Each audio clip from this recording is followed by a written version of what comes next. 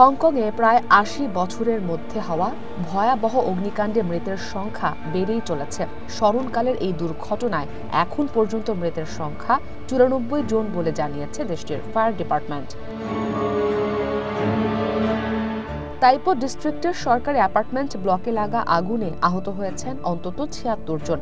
এর মধ্যে ১১ জন দমকল কর্মীও আছেন। এখনও নিখোঁজ ৩০০ বাসিন্দা।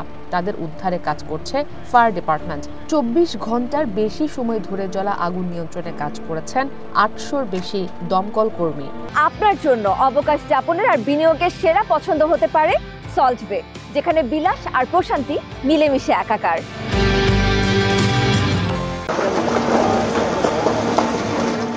বিবিসি বলছে, এই ঘটনায় নির্মাণ কোম্পানির ৩ কর্মকর্তাকে অগ্নিকাণ্ডের সাথে জড়িত সন্দেহে গ্রেপ্তার করা হয়েছে। এদের মধ্যে ২ জন পরিচালক এবং একজন ইঞ্জিনিয়ারিং কনসালট্যান্ট। তাদের বিরুদ্ধে ভবন নির্মাণে আগুন দ্রুত ছড়িয়ে পড়ে এমন উপকরণ যেমন বাঁশ, পলিস্টাইরিন ফোম ব্যবহারের অভিযোগ উঠেছে। গত বুধবার স্থানীয় সময় দুপুর 2:45টায় ওয়াংফু কোর্ট নামের ওই অ্যাপার্টমেন্ট কমপ্লেক্সে আগুন লাগে। ভবনে থাকা বাঁশের কারণে আগুন দ্রুত ছড়িয়ে পড়ে। হংকংয়ে এখন পর্যন্ত হওয়া ভয়াবহ অগ্নিকাণ্ডগুলোর মধ্যে এই আগুনকে লেভেল 5 হিসেবে চিহ্নিত করেছে ফায়ার ডিপার্টমেন্ট।